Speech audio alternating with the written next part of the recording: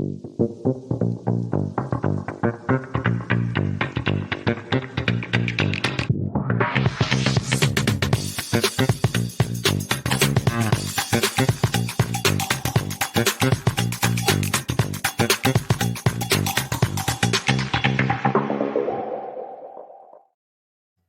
may live over 5,000 miles from Lincoln Financial Field, but what we lack in proximity, we make up for in film study. And each and every week, we'll be bringing you in-depth film breakdowns from across the pond and the Sooner State. Welcome to On the Shane page. I am your host, Shane Haff. You can follow me on Twitter at ShaneHaffNFL. And I'm joined by BGN's own film guru, Jonny Page. Give him a follow on Twitter at JohnnyPage9. Jonny, how are you doing this evening? I'm good. I need to set the record straight, Shane. I had lots of Eagles fans complaining to me on Twitter this past week. So for those of you that follow me on Twitter, you will know that I am turning 30 this year. And my plan was to get back out to the States for a game. And I'll be honest, it wasn't actually my full intention to go see an Eagles game. As depressing as that is, I have been to Philly once. I have been to an Eagles game. I was going with a few friends and we were thinking maybe we'll make it into like a broader, like 5-6 day trip. Long story short, the home games we wanted to go and see were a disaster. So no one was playing at home. We could only go 1 week because of work. So literally, we were looking at Green Bay. We were looking at Chicago. In particular, there was both away. So we ended up going to basically the only hometown that I like the look of was Cincy, and they happened to be playing the Eagles. So it turns out I am going to see the Eagles this year, which is exciting. Tickets are booked. For everyone complaining to me, why aren't I going to an Eagles home game? I've literally got 1 weekend off. The Eagles are away. There's nothing I can do. And then for many replies, why are you going to Ohio? We're pretty lucky. So we've managed to book Ohio State tickets on the Saturday. And we're even booking Pittsburgh. We have booked Pittsburgh tickets on Monday night because they happen to be in Pittsburgh on Monday. So I'm literally going back to back to back. Ohio Saturday, Cincy Sunday, Pittsburgh Monday, which is a hell of a trip. Lots of driving, but it's going to be really, really good. But to respond to everyone, why am I not going to Philly? That is why, because we are away and I have 1 weekend off. If we were at home, it may have been a different story, but that is literally the only weekend that I could possibly go. So yeah, I wasn't planning on seeing the Eagles this year, but I am actually seeing the Eagles. So anyone who listens, who's going to Cincy, who knows they will be already, get in touch. All my friends will definitely be cheering on the Bengals because that's what friends do. So I'll be the one Eagles fan probably amongst my group. But if anyone's going, please get in touch. But to answer when I say many questions about 3 people that have replied moaning at me for not going to Philly, that is why, Shane. So yeah, there you go. All right. Well, that sounds like an awesome trip. And so, yeah, you guys definitely, if you're going to be at the Cincinnati game, reach out to Jonny. He might need some support because apparently his friends are not going to be supportive. But yeah, my best friend is a Cowboys fan because one of my best mates just does the opposite of everything I do. So I got him into NFL, and he responded by supporting the Cowboys. Although good news, the Cowboys play that Sunday night. So the second we come out of Cincy, we'll go to a bar. We'll watch Cowboys probably get blown up by the 49ers on Sunday Night Football. So if the Eagles can beat Cincinnati and the Cowboys can get blown out by the 49ers, that would be a hell of a Sunday for me, being with him, who's a big Cowboys fan. So we can only hope. And I forgot to mention as well, thank you for the one Twitter follower. I can't remember his name, but massive shout out to the guy who responded to my tweet when I said, look what I'm doing for my 30th, who replied, you're only 30, with the old question mark, exclamation mark, which is a way of saying, what? And then he assumed I was at least 35. So whatever the opposite of an ego boost is, really appreciate that. And he done it in such a loving way as well. There was no abuse. There was no sarcasm. It was just, oh, you're really not that old. I was like, oh, thank you. It's a big reality check. I'm going to blame the lighting in this room. It's not made for podcasting, Shane. That's what it is. It's a spare room. It's always the lighting. Everyone knows lighting's a secret to a good camera. Yeah, we'll work on that lighting for you there for sure. So, yeah, you guys are joining in today, and originally Jonny and I planned to do a film review for some of the Eagles' top draft picks, but there was breaking news over the last day or two, and so this is now the emergency Devontae Parker retirement podcast, right, Jonny? Yeah, I've got all the takes. I've been watching him for about 12 hours in the bunker, was ready to go, and then all of a sudden he retired. Up there with Eagles legends such as Frank Gore. Who else have we got who's signed and never played? There must be a few others out there. People in the comments, I'm sure, will let me know. Frank But Gore yeah, never even signed. So he's at no, least true. more legendary than Frank Gore, who never signed. Yeah, fair play. He must have turned up to whatever camp they're running currently and not looked very good, and then gave it the old, I want to be closer to my family, which we all like to say, don't we? That's when everyone knows that we just haven't got it anymore. Not close to your family when you're 25 and you're in your prime, but all of a sudden, it's all about the family.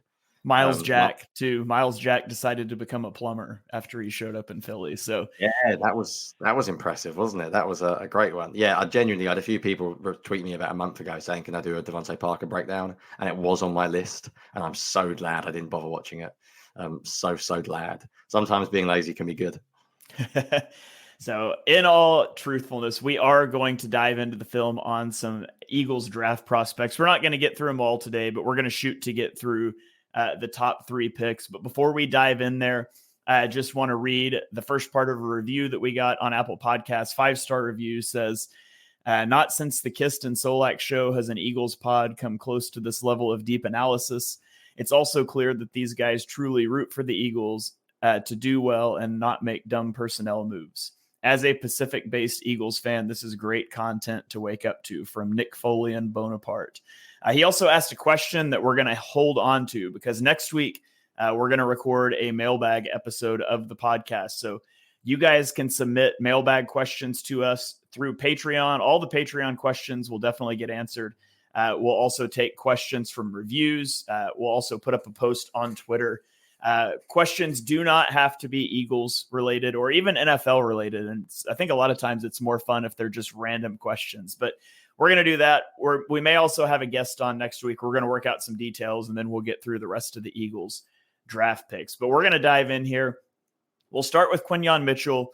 We'll move to Cooper DeJean, and then if we have time, we'll get to Jalyx Hunt. And we've already got a great comment here from Austin asking if the Jalyx Hunt tape was recorded from his mom's iPhone 5. And I don't know, Jonny, you've looked at it. I don't know if our listeners have looked at a lot of Jalyx Hunt film, but 1, it's hard to come by, and 2, it is often quite grainy. So we'll make the best of it. Also, if you followed us throughout the season last year, you know that we try to talk on these podcasts in a way that people just listening on audio platforms can follow along.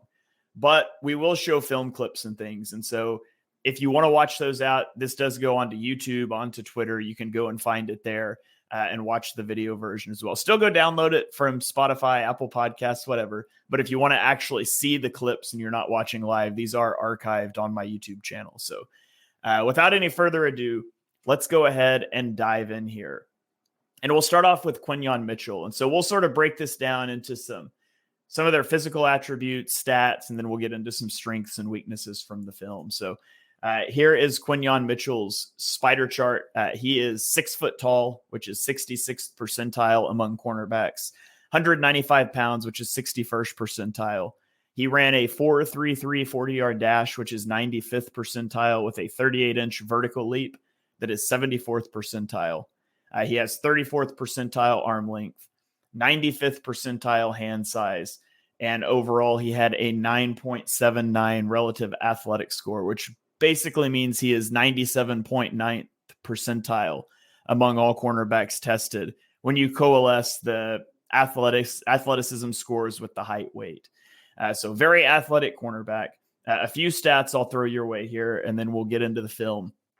Over the last 2 seasons, Quinyon Mitchell led college football in forced incompletions with 44. In 2023, he was PFF's highest graded cornerback in man coverage and their 4th highest graded cornerback in zone coverage. And he does not get flagged. He only had 1 defensive pass interference, 2 total penalties called on him in the last 2 seasons combined. Over the course of his career, he played 1,790 snaps at boundary cornerback, and he played 100 snaps in the slot. In 2023, he was targeted 59 times, and he allowed 26 receptions, which is a 44% completion rate, for 282 yards and 0 touchdowns, with 1 interception and 12 passes defensed. He also had only a 6.7% missed tackle rate in 2023. That is dramatically down from a 14.3% missed tackle rate in 2022. And all those charting stats come from PFF, just to credit the sources there if you've seen different charting metrics from different places. So that's sort of the stats and physical profile of Quinyon Mitchell. Jonny's written great articles about all three of these guys that are on Bleeding Green Nation, and you can go read his full articles there. We're going to sort of use those as a template, and we'll show some film here. But Jonny, why don't you take me through a couple of the biggest strengths you saw when you watched Quinyon Mitchell on film? Yeah, so I think what we'll do is we've always said this podcast is a slight extension of my writing as well, because obviously I can't make up stuff different to the podcast than I write. So maybe if you want like the full thing, we don't need to go through every single strength. What we'll do is we'll highlight a few key ones. You mentioned actually a few of the key ones, which are the numbers in terms of pass breakups and lack of pass interference as well. That's huge. And the way I do this as well, just a little peek behind the curtain, is I watch as many as I can pre-draft, but I'm not watching a huge amount pre-draft because I can only get to 2-3 games. But post-draft, I can just go nuts because I've only got 10 players to watch. So I do change opinions. Sometimes I watch players back and really change my opinion on them. Sometimes it's just very similar.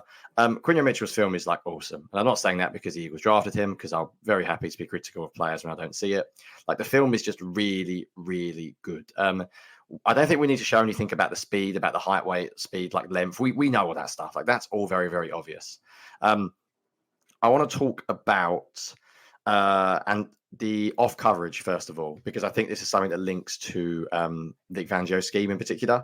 So if you have a look, Shane, the article where it says excels in off coverage, there are a couple of clips. One that I posted myself actually, which is pretty freaky, where he like runs past the ball at the break point, and it's one of those things that when you see it, you don't see it very often.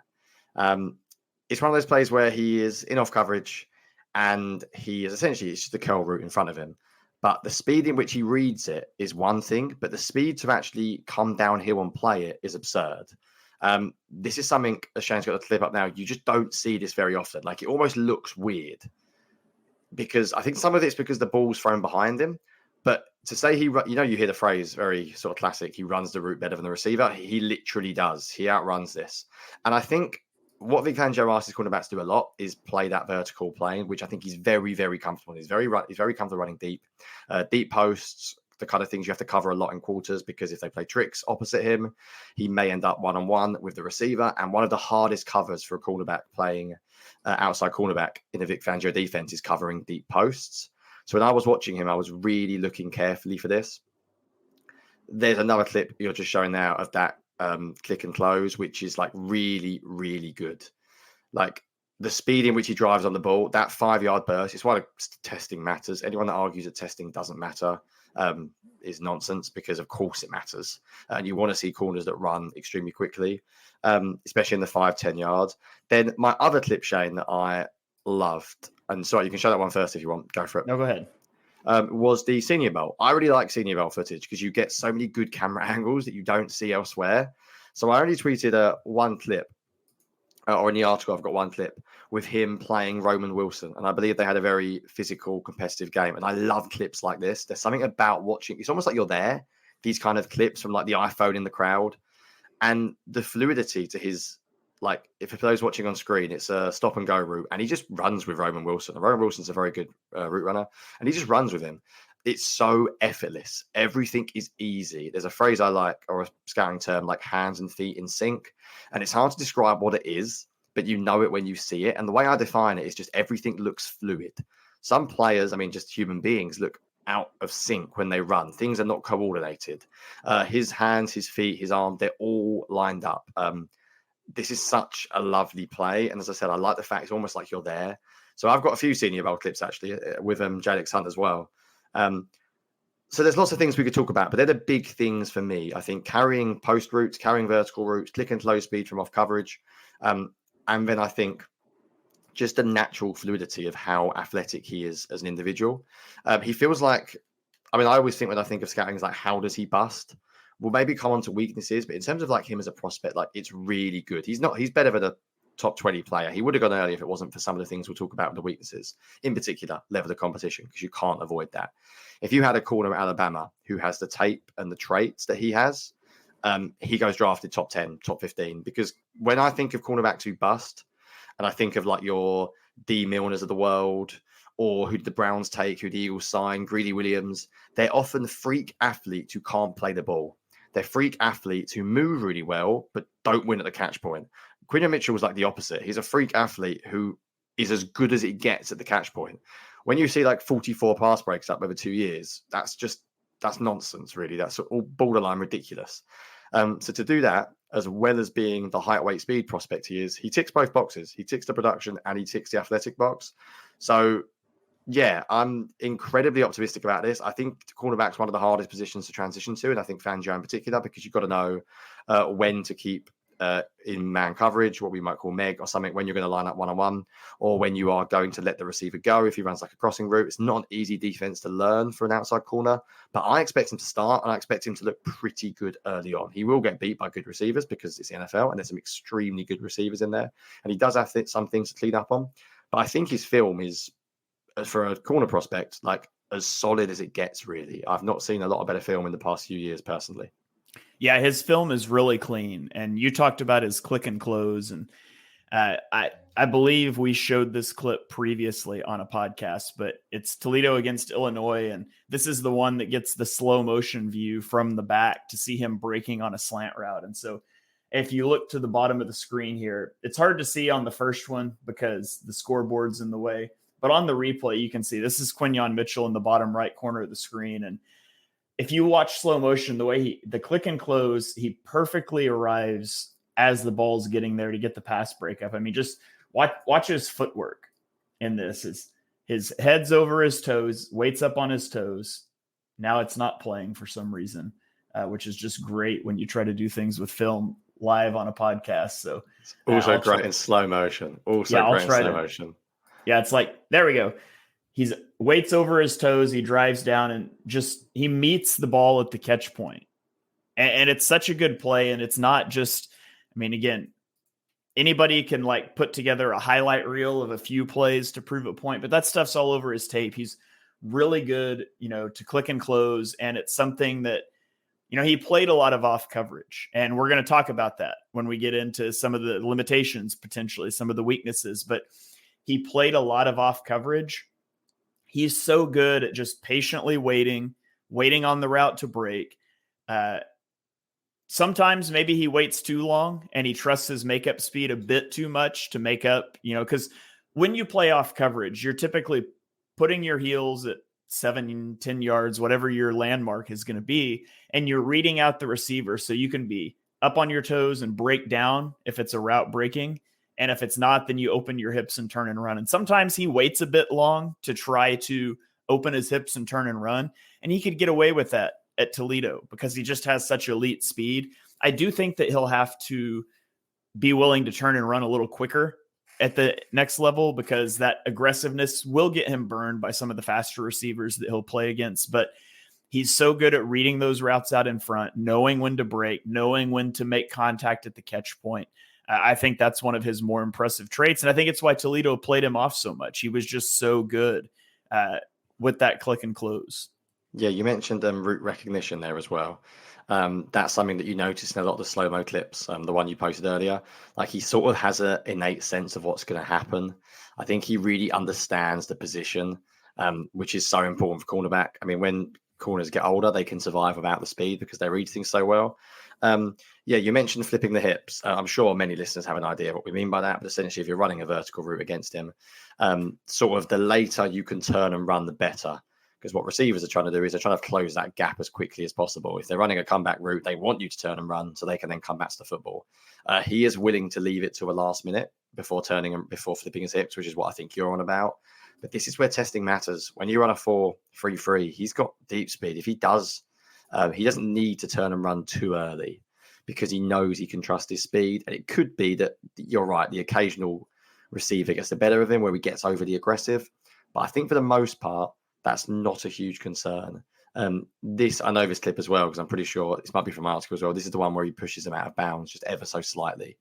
And I love sort of the understanding of where he is on the field as well.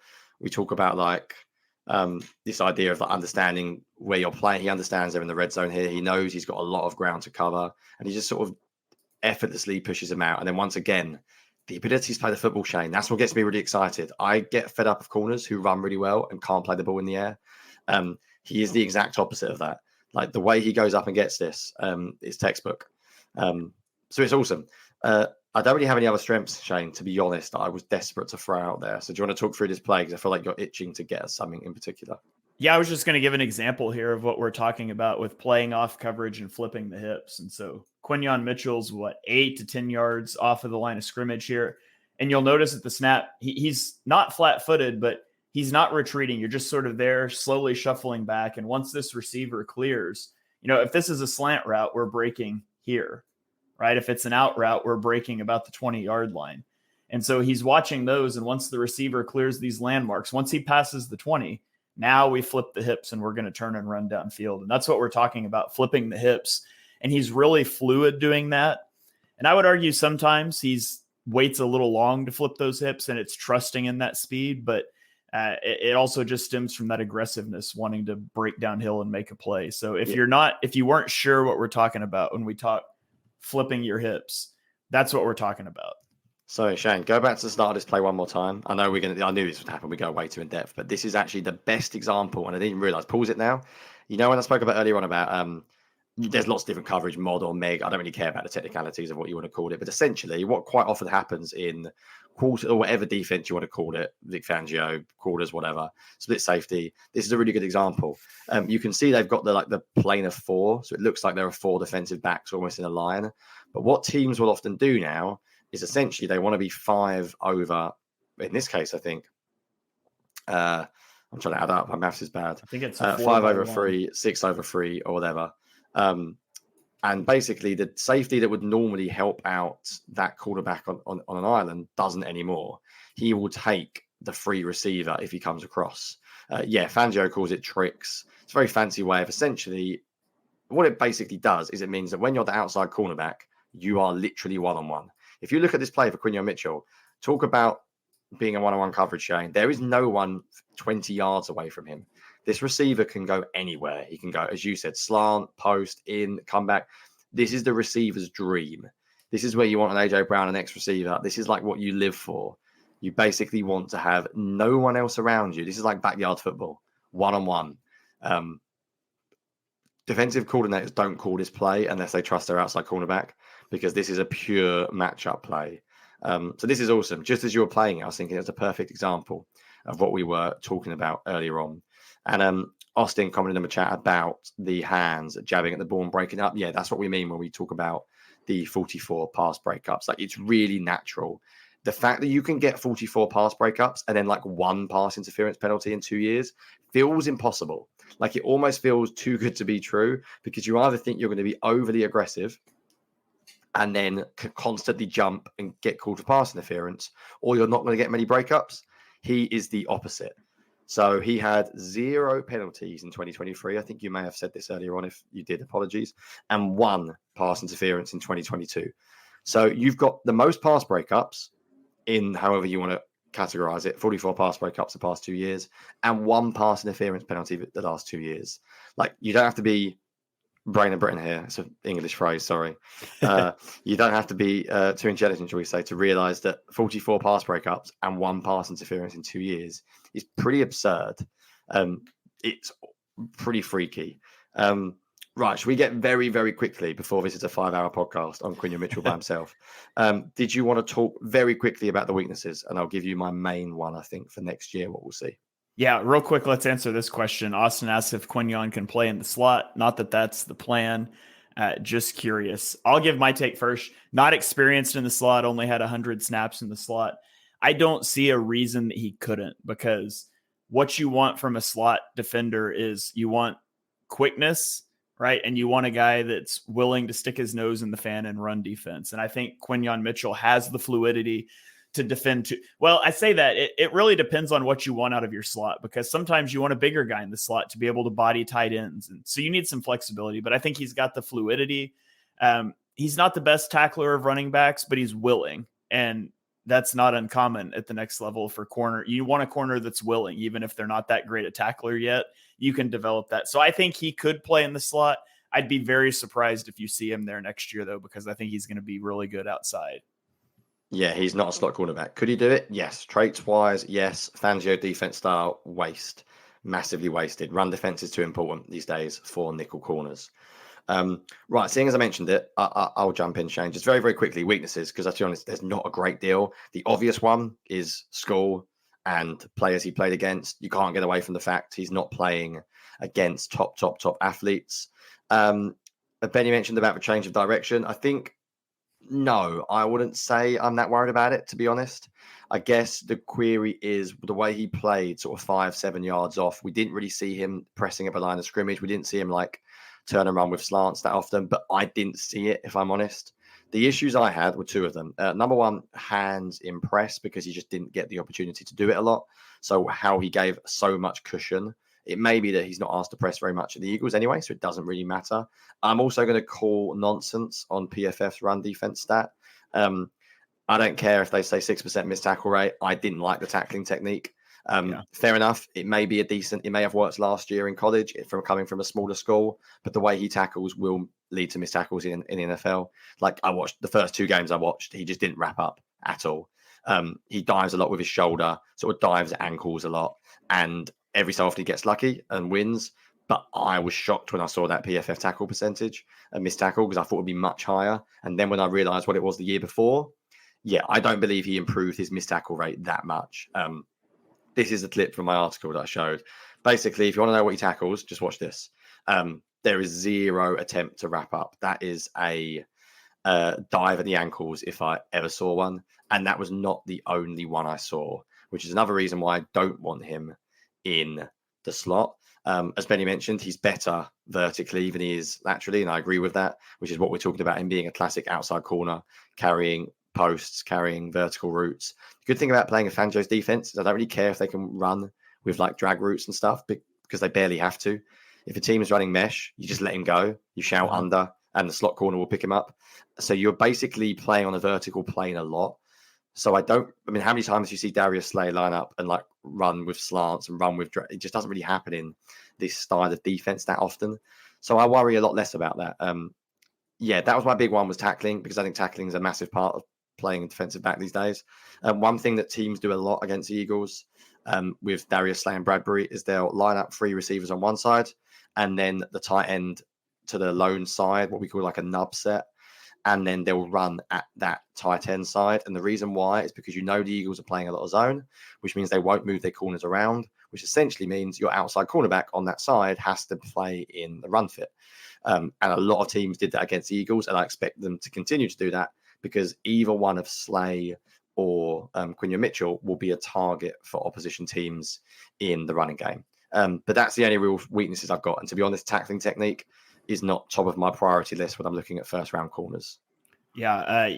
Austin said, "How dare you question PFF, Jonny?" And I do apologize. That comment made me chuckle, and I almost started to ask you if you like The Office, but then I realized if you do, you wouldn't like the same version of The Office that I've watched. But for the Americans out here, it reminds me of the clip in The Office where Kelly is like, "First of all, how dare you?"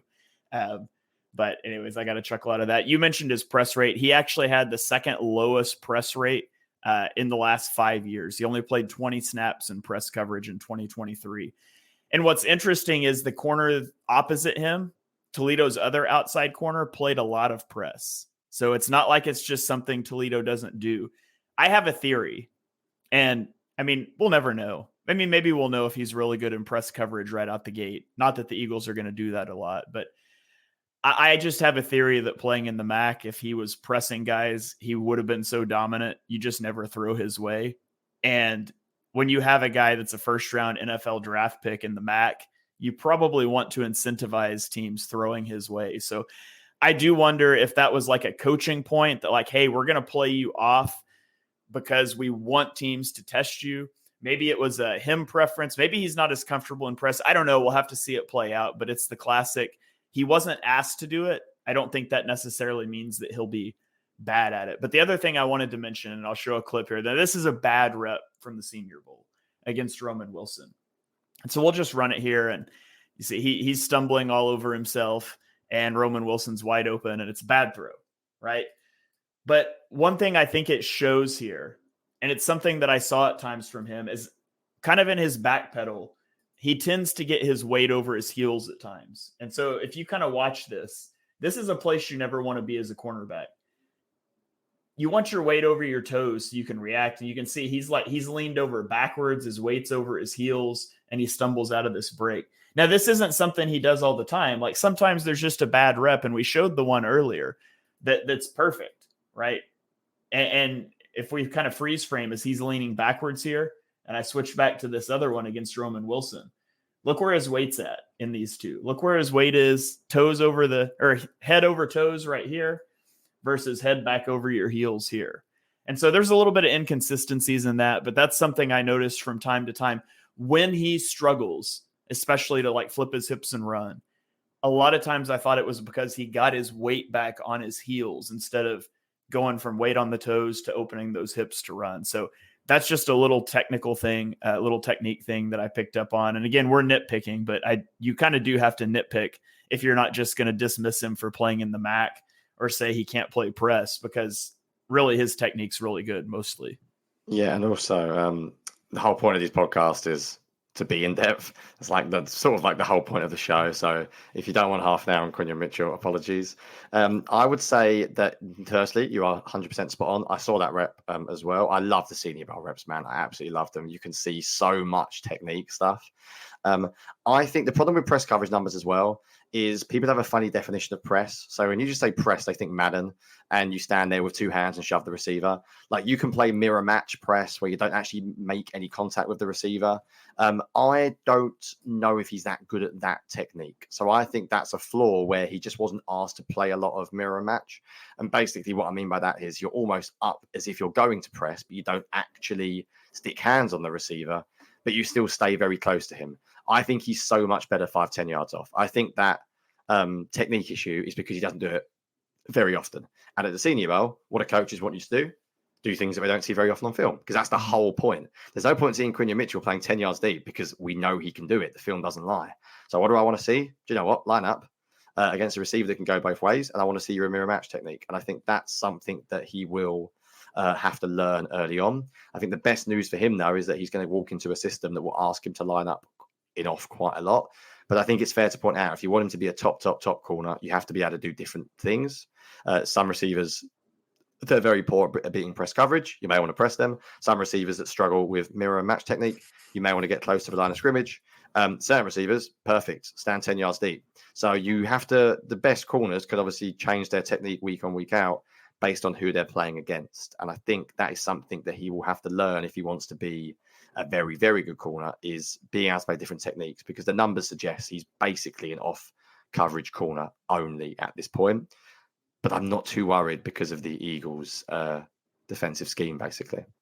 Yeah, absolutely. And had a comment here from Benny saying it's a good call out on the technique. Hopefully he can get coached up on that. And, I fully expect that to happen. So much of coaching, especially if you're going to get rookies on the field, you have to find what they do well and play into that strength while identifying those weaknesses and coaching that up. And that's where I think he's such a good fit with the Fangio scheme. The Fangio scheme's not going to press a lot.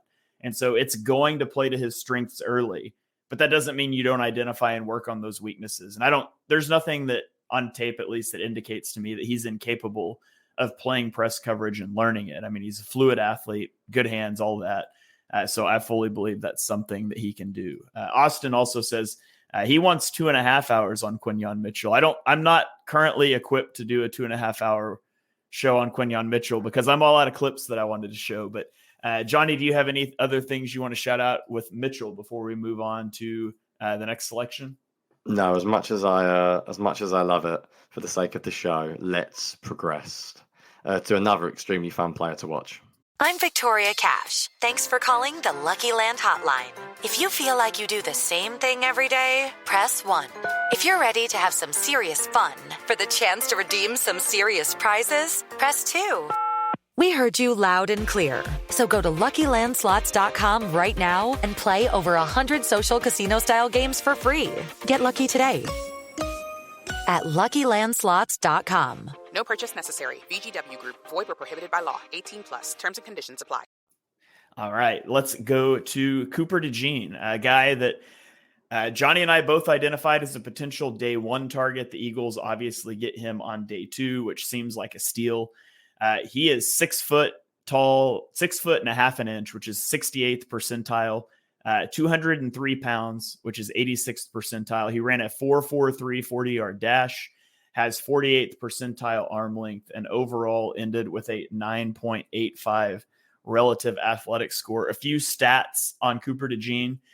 In 2022, so 2 years ago, he was the only cornerback that PFF assigned an 85 or better coverage grade and an 85 or better run defense grade to. And so, when we start to talk about his strengths, we talk about corners that can come up and tackle and that are willing to come up and hit running backs. And Cooper DeJean loves to get involved in run fits. And so that's a big deal. He's also a good return man. He was the 7th highest graded punt return man in 2023 with 11.5 yards per return. And he did have a touchdown. And so you talk about the new return rules, and he could play a role in that.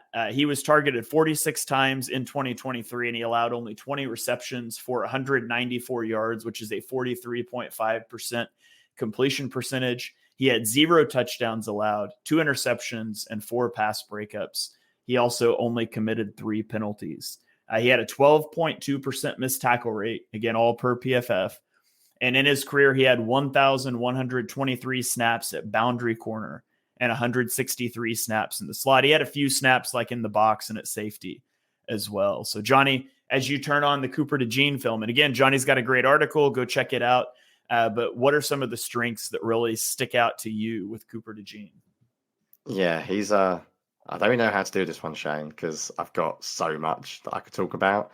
I think sometimes we get obsessed over position and where can this guy play and where can that guy play? And anyone that's ever played sport, can he tackle? Can he run? Can he cover? Yes, yes, and yes. So I don't really care where you stick him. I think he could play outside corner. I'm actually coming around to the idea he could play nickel this year more and more because of how important run defense is in nickel. I'm starting to basically, the more I read about defensive coaches these days, they just seem to talk about the nickel being the most important position on the defense, arguably. And I'm starting to come around to the idea that maybe just stick him at nickel this year and see what happens. But I don't really know where to start. I think he's more than fluid enough to be an outside cornerback. There's loads of good reps. All the people that say he's really stiff, I watched a lot of him. Yes, you have reps where he's a little bit stiff, when his technique's a little bit off. But you also have some really good clips where he's not stiff at all. So I think he's fluid enough to play nickel. I do think he's better vertically, so he would fit as an outside cornerback. I think the number one thing that I absolutely love is just physicality, competitiveness, ball skills, tackling skills, any of those in any order. He will press receivers, he will come up in run defense. His tackling technique is brilliant. I think he's so smart, route recognition, whether he's playing man, whether he's playing zone, he understands depth. He does a really good job of not getting too deep when in zone coverage and giving himself enough room to sort of jump forwards. And he's had a few pick sixes that way as well. I don't really know where you want to start here, Shane. Honestly, I'm flicking through my notes and I'm you go everywhere. Everything I've mentioned, you mentioned kick returning, God, we're not talking about that because we could go in, he can do everything. 20 pass breakups the past 2 years, 7 interceptions, as you mentioned, gunner on special teams, basically just very good football player. No idea how we fell to 40. I don't really want to get into that too much because we've done it on draft weekend, but I don't understand that in the slightest. I think teams genuinely just got way over analytical on can he play outside cornerback? Is he a safety? Rather than just being is he really good at football? Yes. So let's actually choose a couple of clips. If you've got any that you want to start with, Shane, because I'm having a meltdown looking through the 18 that I want to show. Yeah, so this one. Go through a few. Yeah, this clip I think just shows a lot of things I love about DeJean. So he's at the bottom of the screen here.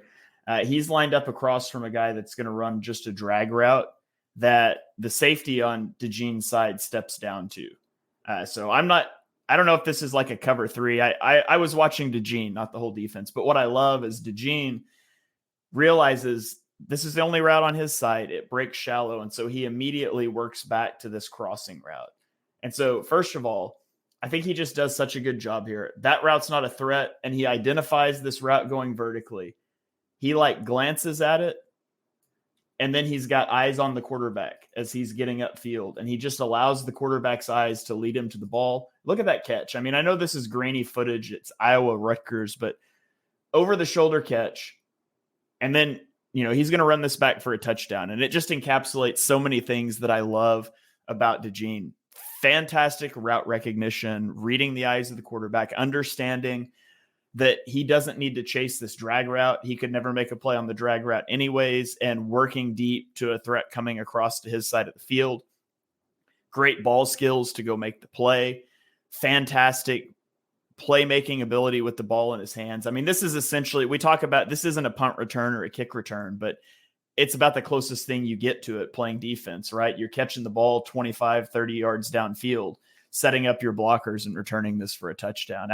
I just think there's if I had to pick one play that encapsulates so many things that I really like about DeJean, this is the play. And so I think that was the perfect place to start for me, at least talking about DeJean and what he brings to the table. Can I give you a similar one, if you don't mind bringing it up, on the article where I talk about the ability to pass off routes and read the QB? There's a fake screen of a post wheel, and I absolutely love this play because, once again, he's not just an athlete. Like, the Eagles aren't drafting big, fast players who can hit hard but can't actually understand anything. He knows what he's doing out there. He absolutely can play outside corner. This actually isn't the clip I was on about, Shane. We'll do this one first, though. Okay, this one first because it's very similar. So this is not the one I was on about, but this is the one where he's cover free.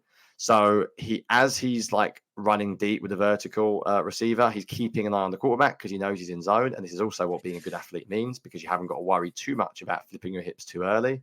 So he's reading the QB and he breaks. And yes, it's a bad throw. But that is, I'd say that's very solid outside cornerback play.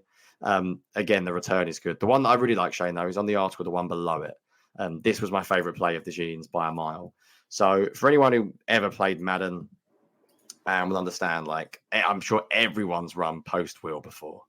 It's a classic one. So post wheel, your outside receiver runs a post. The idea being that against cover 3 or even cover 4, possibly in this case, I believe it's cover 3, although it's not all 22. The idea is the deep post will force the outside cornerback to run with him. Therefore, you have the outside receiver taking away the attention of the deep safety and the outside cornerback, and then you throw the wheel in behind him.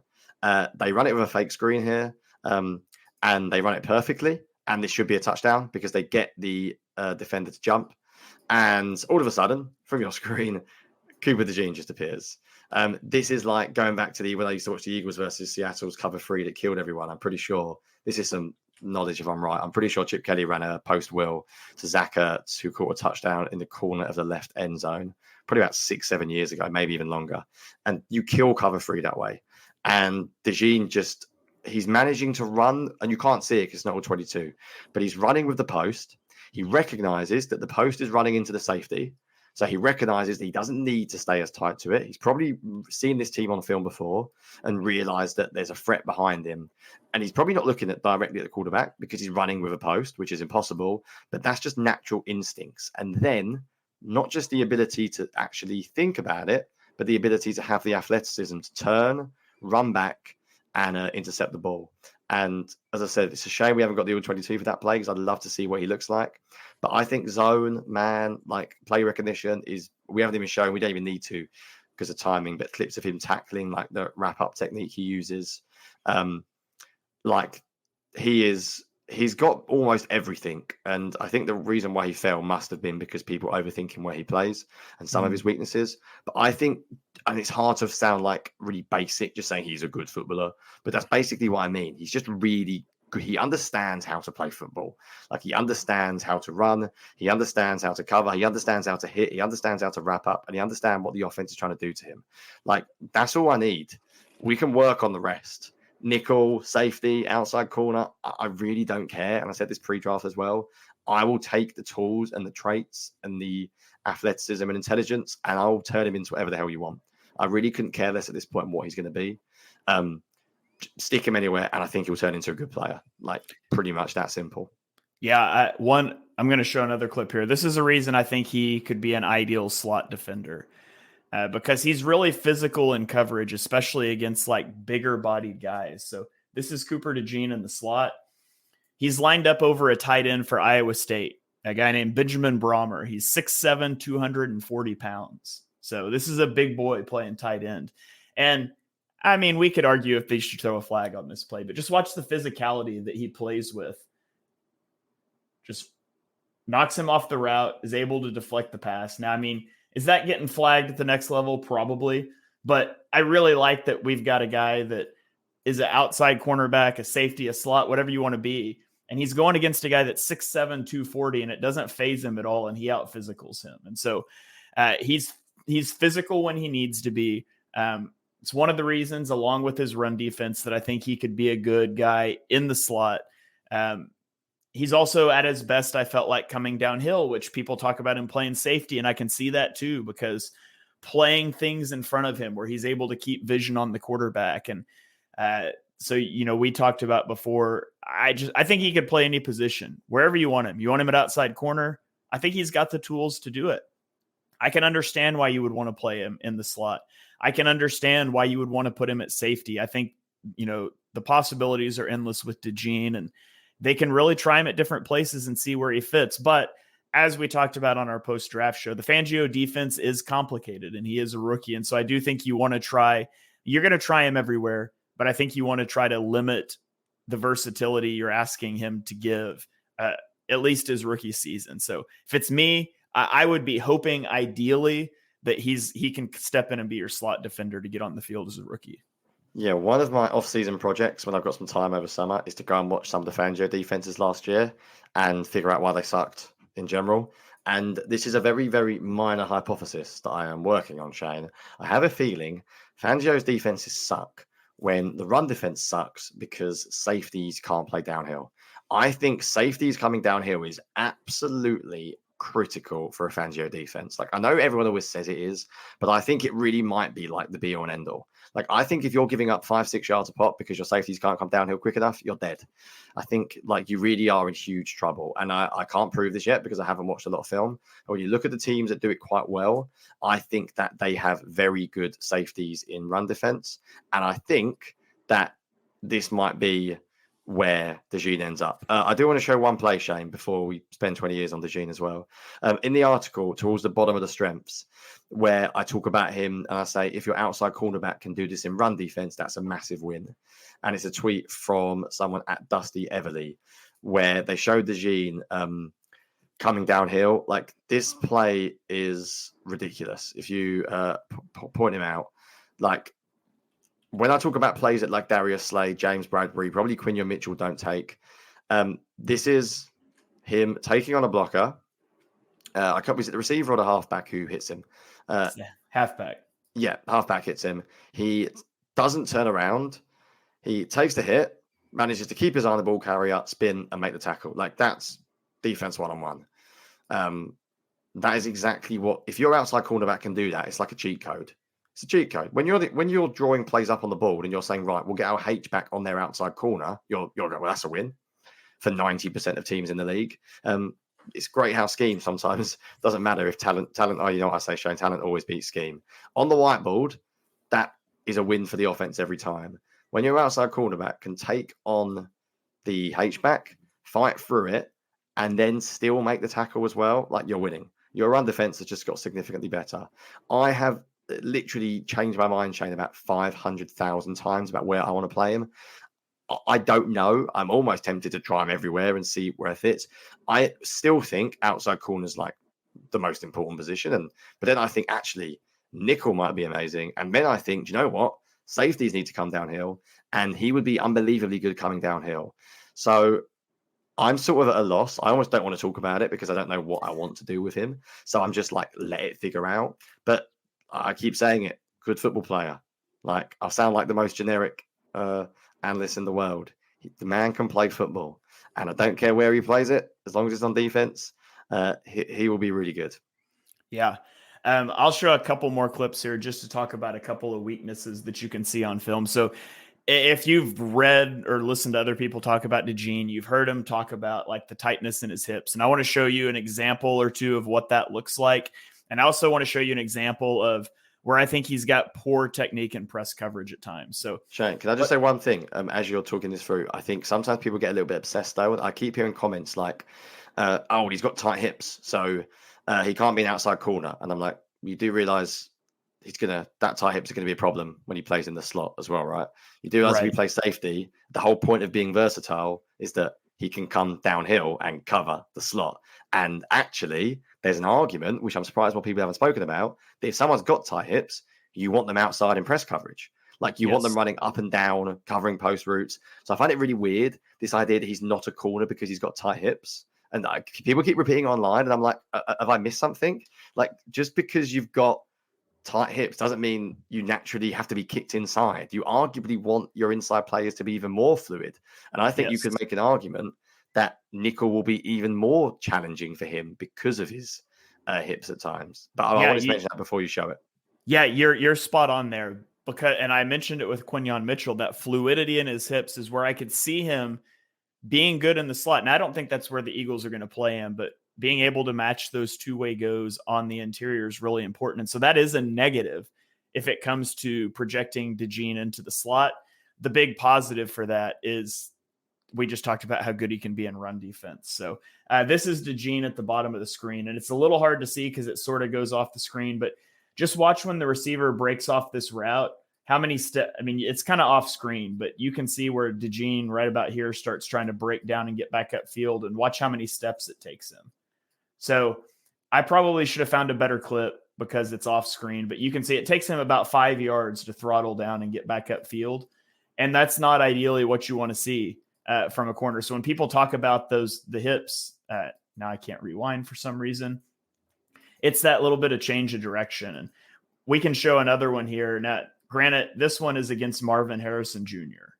And so let's pump the brakes a little bit, because Marvin Harrison Jr. is probably the best receiver I've ever watched. But Marvin Harrison Jr. runs a whip route here. And Marvin Harrison Jr. at his height and weight should not be able to run this route and snap it off as much as he does. But watch the way that Marvin Harrison Jr. is able to come out of this break versus the way that Cooper DeJean comes out of the break. Foot in the ground and he's gone. And DeJean ends up with a hand on the ground. He's kind of stumbling out of that break. And so when people talk about the fluidity of the hips, if you've heard that, you don't know what people are talking about. This is what we're talking. It all comes down to that change of direction and things. And you know, we mentioned he had an elite relative athletic score, but fundamentally no agility testing. And I think if Cooper DeJean and his agent thought that he would go run a good short shuttle and go run a good 3-cone to put some of that to bed, he would have done it, and he didn't. And so I think it tells you he's aware that that's a bit of an issue as well. And then the last thing I'll point out here, this is just a rep of press coverage, sort of like we were talking about with Quinyon Mitchell, sort of a mirror technique. He's up on the line right here. He's not really getting hands on him. But what you want to do is you just want to funnel this guy to the sideline. Like, he's lined up right on the numbers here. You want to push him to the sideline. And I think Cooper DeJean, a lot of times in press coverage, he opens up too wide and he just gets into a foot race straight up field with receivers. And so we can see here, he's just opened up.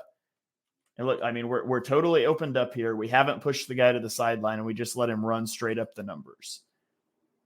And this is going to be an incomplete pass. And DeJean's right there in his hip pocket. But when you're going to be in press coverage like that, if you're not getting hands on a guy, you do want to be pushing him out to the sideline. And that's just not something DeJean, I would say, is the best at. And so when you talk about with the hip issues that we talked about, which issues, we'll put air quotes, maybe you want him in pressing. I think there's some technique things, and there's some great reps of press coverage too. We showed the one against the tight end. There's some reps where he's really violently pressing guys, but it's up and down. There's a little bit of lack of consistency there at times. And so that's something worth watching with Cooper DeJean. Yeah, I mean, we're trying to be honest here. We obviously like the guys, but we're going to point out. I think that's literally why I have that Marvin Harrison rep I had in my article as well. And that's the entire reason why I have worries about the slot. That whip route, I mean, we see that all the time in the slot. That's the Julian Edelman special, right? The Wes Welker special.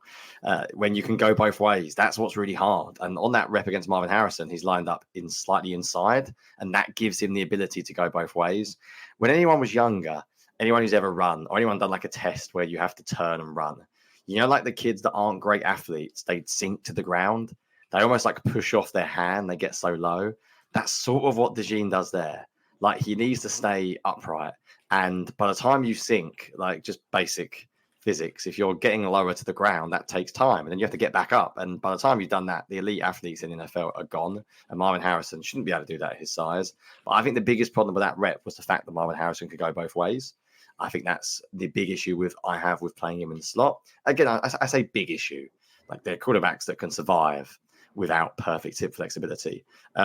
Final thing I mentioned is the one that you showed. I had in my notes as well. I basically said, I think he sometimes is too dependent on his speed. And I think he is willing to let receivers get over the top of him because he thinks that he can basically catch up. I think he will sometimes be a little bit over aggressive. Whereas I think someone like Quinyon Mitchell is a bit more safety first-ish. I think when you're aggressive, you can give up big plays. And I think if DeJean does start, I think there will be times when he struggles to turn and run, not because he can't do it, but because he sort of like tries to wait to the last second to really put the jets on and really turn and run. I think sometimes if he loses at the line of scrimmage, he doesn't seem that fussed because he's got recovery speed. I think recovery speed in college is very different to recovery speed in the NFL. And if you lose at the line of scrimmage in the NFL, you're probably done, especially if you're playing as an outside corner. Yeah, absolutely. So let's go to a couple of comments here. John says the Iowa coach said they were going to throw him in the offense this year if he came back. If you watch Iowa play football, they should probably just try anything on offense, if we're being honest. So Eagles Eric says that Cooper DeJean's better suited as a box safety or an outside corner. So he's more on that train versus the nickel. And again, yeah, I think there's pros and cons for really any position you want to put him at. And I'm really interested to see how the Eagles use him if he's able to carve out a role this year. Benny says, Shane, are you young? Shane, just quickly, the argument for putting him in nickel, because I agree with Eagles Eric, and we've basically agreed with him on this podcast, I think. The argument for the slot is just simply the Fangio scheme and how important run defense is from the slot. It's a massive part, like a massive, massive part. And if your run defense isn't very good, and let's be honest, the Cooper DeJean might be better at tackling than the Eagles linebackers on the roster currently, that you might need all the help you can get. And run defense is not just about one or two players. It's about an overall team. And if you want to get the best players on the field to help in run defense, maybe you stick DeJean in the slot because you know he's going to add a huge element. It's why last year, even though he cannot play the slot, I quite enjoyed watching Sidney Brown in the slot. I mean, the man can't cover, and it would have been a bit of a disaster if he stayed there all year, and he's nowhere near as efficient as Cooper DeJean is in coverage. But Sidney Brown in the slot was awesome in run defense, like really, really good. So there is an argument that you sacrifice some coverage. I don't want to say risk, but you sacrifice some coverage sort of upside for just getting more players in general that can play against the run. Because as a roster as a whole, I would say the Eagles don't have a great deal of players that can play against the run anyway, and run defense have been a problem the last few years. So maybe that's the argument as to why I think he might play there this year. But I agree that his actual skill set in coverage is not suited there. Yeah. All right. Well, as usual, Jonny, we came into the day expecting to do 3 players, and we've been on here for an hour and we've only done 2. So what do you think? Should we go ahead and dive into Jalyx Hunt? Do we save Hunt for next week? How are you feeling an hour into the podcast? The problem I've got is that Hunt's the one that I really want to talk about. So I don't want to rush it, but I also want to talk about him now. What is it? 57. This is great podcasting, isn't it? This is what before the episode I said 40 minutes, 10 minutes on each. 57 minutes in, and we've done 2. Let's go for it, Shane. Why not? I want to talk about Jalyx Hunt. It's in my brain now. I prepared to do it. So we're an in-depth podcast. There's already a few comments saying do it. Let's go through Jalyx Hunt because I spent way too long trying to desperately find film for him. So let's go for it. Do you want to start things off? All right, let's do it. So Jalyx Hunt, he is 6'3" and 6/8 of an inch, which is 47th percentile for an edge rusher, 252 pounds, which is 21st percentile. Now, although he is a little smaller, he does have 80th percentile arm length, which does show up on tape. We'll talk about it. He ran a 4.64 40-yard dash, which is 82nd percentile, and he was a good jumper, 88th percentile vertical leap, 95th percentile broad jump, which is just generally a way that you measure explosiveness. And he has a really unique career path, like we talked about. He was a 210-pound safety at Cornell, and now he's a 252-pound edge rusher in the NFL. And so you don't see safety to edge rusher very often. You might see safety to linebacker to safety, but it's a pretty big swing of positions here. So as for a few stats, He dropped into coverage on 7.6% of his snaps over the last 2 years. And he had a 90.4 and an 85.2 PFF coverage grade in those 2 years. Targeted 16 times, gave up 11 receptions for 92 yards, 0 touchdowns with an interception and a pass breakup. He also had 37 pressures on 229 pass rush attempts last year, which is a 16.2% pressure rate. And he had 8 sacks, which is a 3.5% sack rate. He also had a 5.3% missed tackle rate. Again, all those stats per PFF. So, Jonny, let's get into the all 22 video taken from his mom's iPhone, because that's about the quality of footage we're able to find on Jalyx Hunt. But you've got a whole article up on Jalyx Hunt. Walk me through some of the biggest things that stuck out to you. This was the hardest research I've ever done for a 3rd round pick ever. It was painful. I'm out there desperately tweeting and emailing guys can I have access to your Google Drive, please? But I can't actually tweet the clips because Twitter will ban you if you tweet all 22. I managed to watch quite a lot. A little bit of combination of Senior Bowl and the good news is, Shane, I spent hours watching Hunt and I have absolutely no idea what I think. So that's always helpful when you come out. I don't know. 3rd round is way too rich for me. We'll talk about why, but basically in a nut and bolt, why did the Eagles take him? Because he's a legitimately freakish athlete. He moves as fluidly as anyone I've seen play edge. To be honest, there are times that he moves too fluidly and I'm watching him this guy's not on edge. He can play safety. He looks like he could play in play safety. I know he did, but he looks like he could play it now still. There are snaps that he moves and he drops into coverage and you're he looks like he could play man coverage on a tight end. He could do this stuff. So essentially, how would I summarize him? Ridiculously good athlete. I think he's been drafted. No, I'll get into that later. I think he's been drafted more for scheme specific roles. In terms of his actual play, he's inconsistent in terms of his burst. So I've seen people say he has great snap timing. I don't think his burst is a huge strength. I think it's mixed. And I think there's a technique reason why his timing is mixed.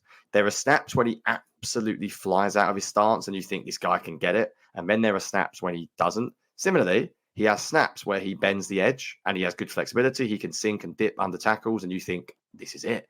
The pass rushing tools are there. The problem is, everything I'm going to say, I could go through the other strengths as well. We can cross the face of offensive linemen. He's good in pursuit, good arm length, can stun offensive linemen when he hits them. Just every single thing I've said right now, Shane, literally every one. Just put the word inconsistent next to it because nothing is consistently done well. It's one good snap and then it's one bad snap. Then it's, yes, he can sink, he can dip past the offensive tackle. Then it's, he's running straight past the quarterback. Where is his flexibility gone? There's a snap when he jumps off the line of scrimmage and you think, that's it. That's why he's drafted. Look at the burst. And then you watch the next 2 snaps and you go, what's happened? He looks like he's not moving. It's there's no speed to power. He doesn't generate any force on certain reps. Let's start with a few strengths. Do you have any clips from the article that you pulled, or do you want to talk through a few of them? I've got loads that I could show. My favorite one is probably the first one I tweeted on the thread, which is where I said, little Jalyx Hunt film thread. If you want to know the positive, if you want to see why the Eagles drafted him, just basically watch this play on repeat. It's the first one on my film thread where I think I even said in it, Shane, that it excited me the most. Because when you're evaluating pass rushers, just show me traits. You want to see every trait on show, just watch this play. You want to see the athleticism, the burst. Watch how he jumps out of his stance for a start. Then you want to see the hand length. They use the term offensive lineman get their hands on his chest.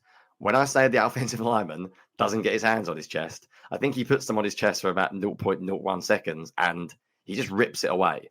Everything's in sync. As he's ripping it away, look here, bit technical, but look at his chest position.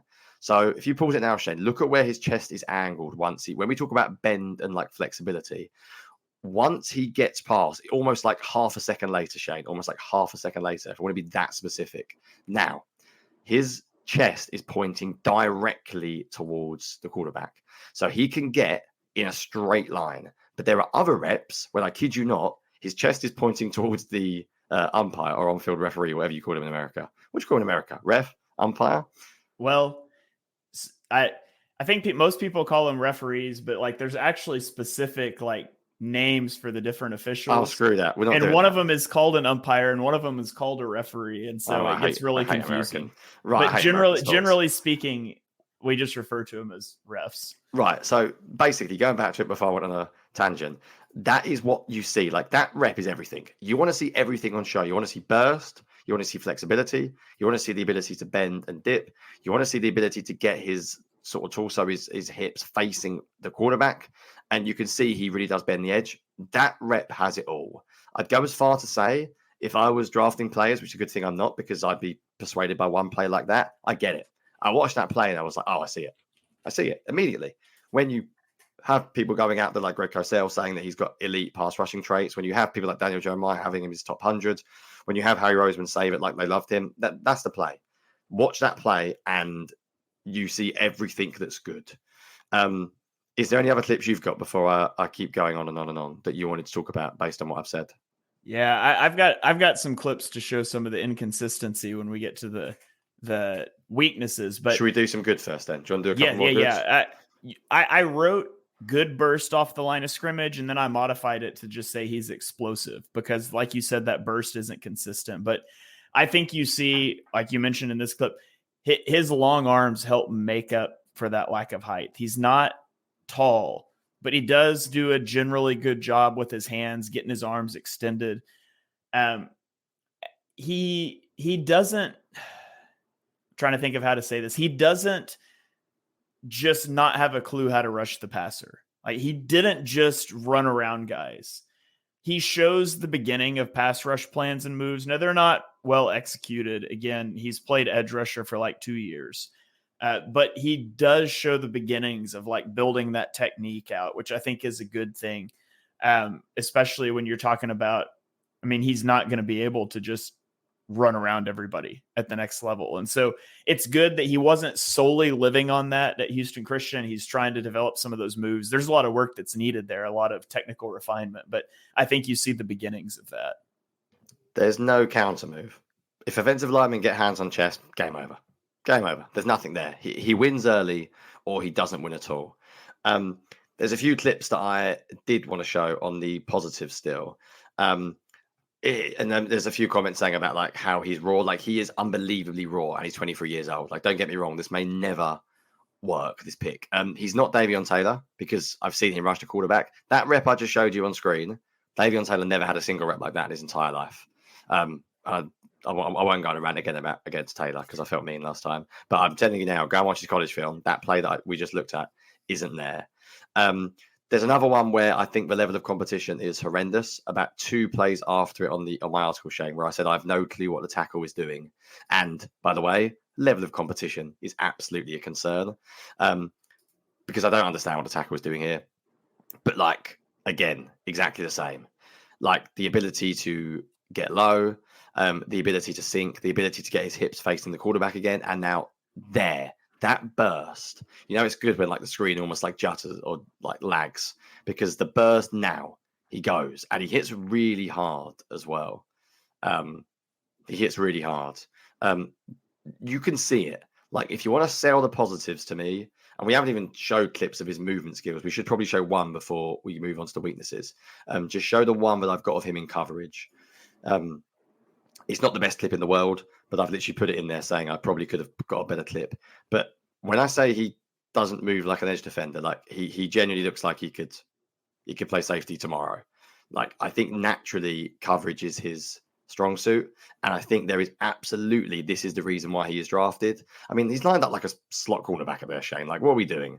I mean, that's not, when I say he can play in coverage, I know the ball goes nowhere near him. I don't care. I'm scouting like traits, like the way you can just see him aware, the way he moves around. Like if you watch like people like Hassan Reddick in coverage at times last year, they looked like they didn't know what they were doing.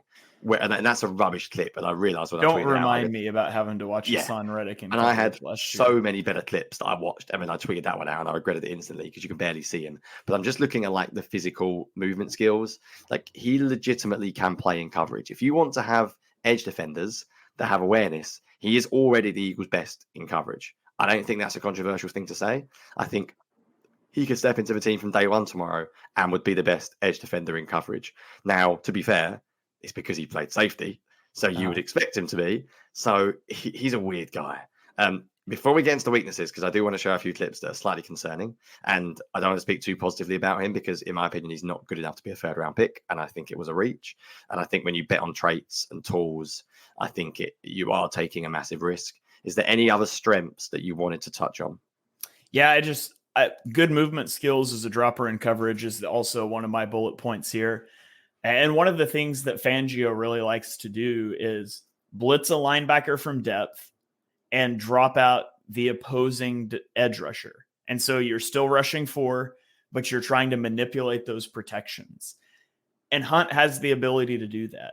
And we came on this podcast last year and we complained about the Eagles trying to do that. And one part of that issue was the Eagles linebackers were horrendous as pass rushers. I mean, I synced up like the Cowboys linebackers and the Eagles linebackers blitzing just to show the difference from one of the Dallas games that we had. But the Eagles linebackers were horrendous as blitzers. Well, they went out and they drafted Jeremiah Trotter Jr., good blitzer. They signed Devin White at his best blitzing, right? And so that part of it, we can check those boxes. The other part of the box is just having someone that's semi-competent as an edge that can drop out into coverage. And Jalyx Hunt can do that. And Hassan Reddick couldn't do that. Josh Sweat can't do that. And so, not that I want to see that a ton. And I don't think you're going to see Hunt playing on the defense at all this year, unless there's like major injury things. You'll see him on special teams probably. But I think that's the vision. That's the goal, is being able to get him good enough rushing the passer, competent in run defense, and his strength will be when you're able to drop him out into coverage. But I think there is a ways to go with that for some reasons we'll shout out here in just a minute. The key thing you said there, Shane, is good enough. I literally wrote, this is a pure scheme fit pick. Like, this is Vic Fangio arrogance. Like, I'm better than you. Like, I don't need great pass rushers because I'll figure it out with scheme. Like, we'll break down your protections. We will get one-on-ones with Jalen Carter. We'll manufacture one-on-ones for Huff. And that's what this pick is about. It's always about other players rather than him. However, I don't care how good you are as a scheme fit. I don't care how good you are in coverage. Eventually, when you're playing edge, you've got to be at least able to rush the quarterback a little bit. I think I literally put, this is from a direct quote from my article, I said, versatility and the ability to drop into coverage is great, but realistically, if you can't rush the passer as an edge, then you will struggle to get on the field. Like, basically, he needs to just be good enough. The idea he's going to be like a 12, 15 sack guy, like, fair enough, he's got pass rush traits. If he develops unbelievably well, then in an alternative universe he could. But I think he's extremely raw. He needs to just do enough to win the occasional one-on-one and at least make the offensive think he can win. Because if he does that, the movement skills and the coverage skills, as I said, it's there. And the pass rushing traits are there. It's just so inconsistent. Should we talk about some of these inconsistencies? Yeah, let's dive into it here. So I've got a clip queued up here that I'll show.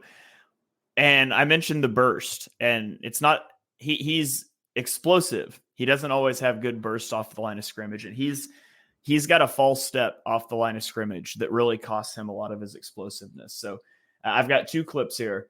This one is egregious, but it's also ends up being a run play. And so I wanted to show a pass rep too. So that's the second one. But Jalyx Hunt here at the bottom of the screen, just watch his feet at the snap of the ball here. And when we talk about a false step, this is what we're talking about. First of all, standing totally upright.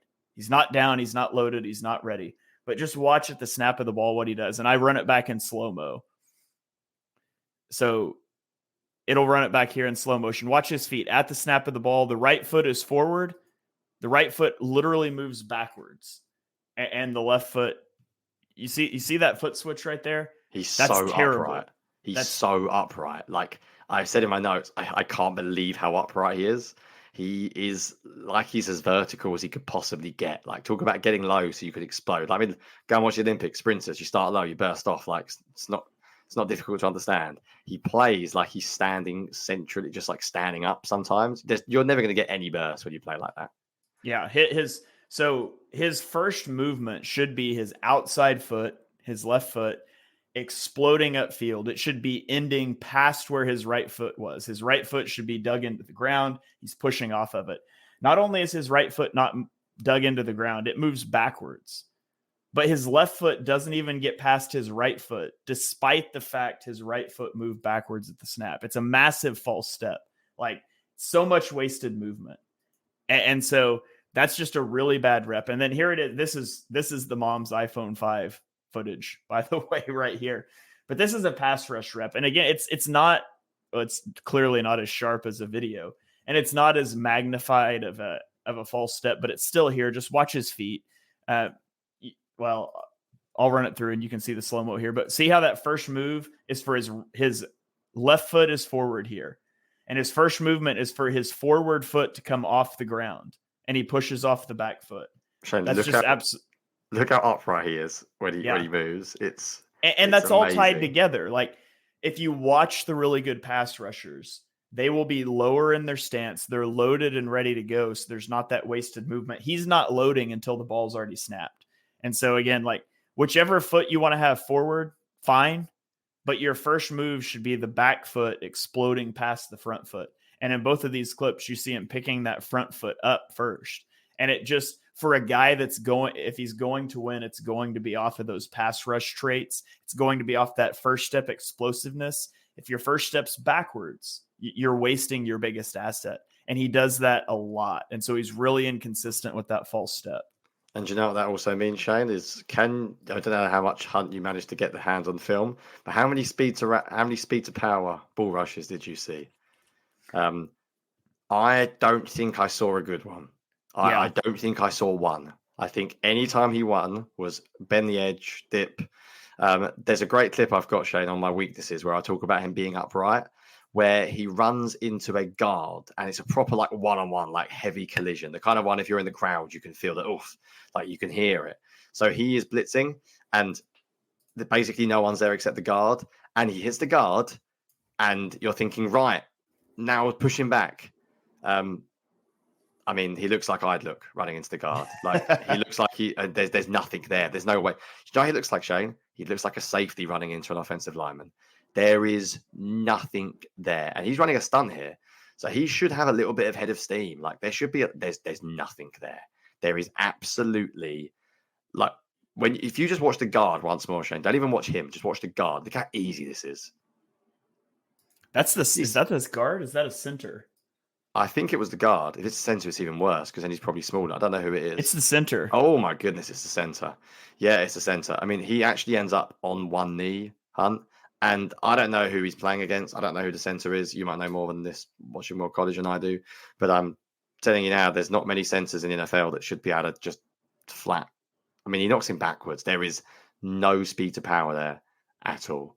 And that's because of the way his footwork is. He doesn't really I genuinely don't think I saw a ball rush, basically. I don't think I saw him push back an offensive lineman into the quarterback. However, can I end with one thing, Shane, because we are going too long now? There is one clip I had from the Senior Bowl, which I think is really interesting, that I tweeted out at the very top of my article, I think the third or fourth one, where he didn't line up in this weird standing position. He didn't look like a safety. They lined him up at the Senior Bowl in a four-man defensive end, hand in the dirt, and he's low and he flies out.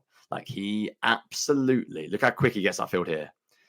He ends up getting there so quickly, he he stops the screen, the bubble screen, because he's that quick. Compare that to what we saw earlier. So I'm guessing the Eagles looked at that at the Senior Bowl and thought, oh, that's coaching. Because look at the difference in him in his stance there compared to the clips we've just seen. You'd think it's a different player. If you were to watch that play with his hand in the dirt, four-man front defensive end, and then you were to compare it to the clip that you showed a minute ago, the second one that you showed, where he's standing up, he literally looks like a different person. Like it's not the same one. So I would bet that some of the Eagles, we talk about banking on tools and traits, this is what we mean. Like, look how much better he is here coming out of this stance. And I think this is something that, I mean, look at his feet, Shane. Look at his feet in that clip compared to the feet that you showed earlier on. It's like the guy is not the same person. And you can bet the Eagles have watched this and gone, well, if we can combine that with what we saw earlier on with the dip, with the flexibility, with the arm length, don't get me wrong, you put it together, seriously talented player, but 23 years old, barely played edge. Putting it together is harder than it seems. But even on this clip, like the load is better, and that's what he needs to do. He needs to get lower. But even still, like I watched this clip and watch how much faster the defensive tackles and the other edge rusher come off the ball than he does here. So, I mean, if I just scrub the video along here, the ball moves, and watch the helmets for the other pass rushers here. Come up, we're moving. Jalyx Hunt still hasn't moved.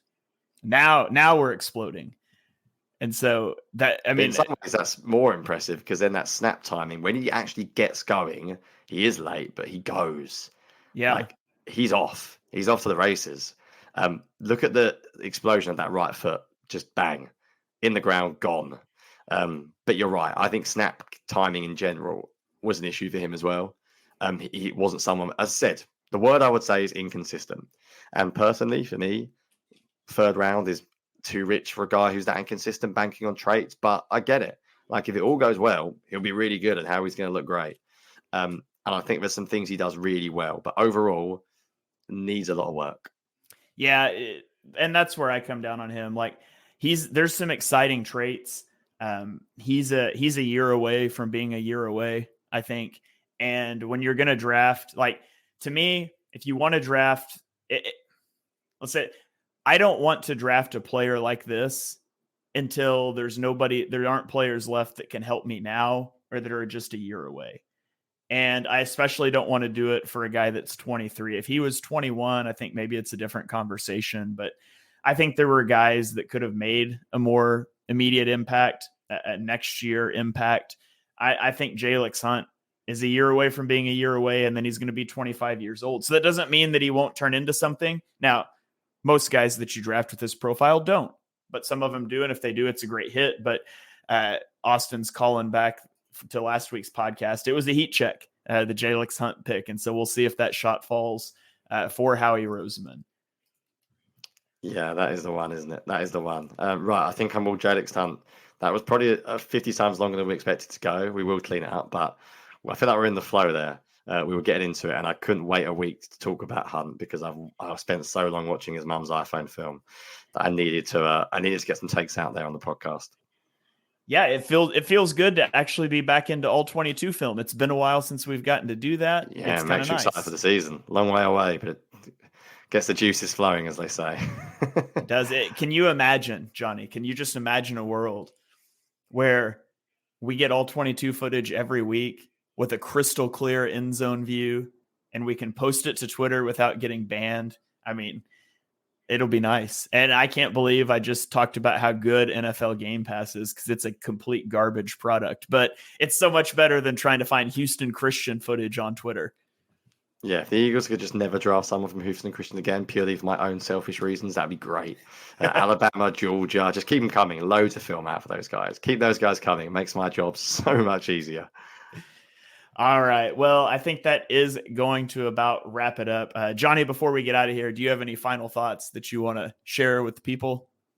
After an hour and 22 minutes, Shane? Not really. I would just say off-season is going to be quiet. It always is on here. If you want to support and chat to us, get on Patreon, join the Discord. It is good fun. We can talk a little bit about some stuff. We had a good chat last week with a listener from my neck of the woods over in Scotland, which is awesome. So it's always cool when you find different people from different areas that support you. But yeah, that's pretty much it. I feel like I've got no other football takes. My brain is, why am I thinking about football on the 21st of May? My brain is gone, so I'm all out. I'll leave it to you to finish.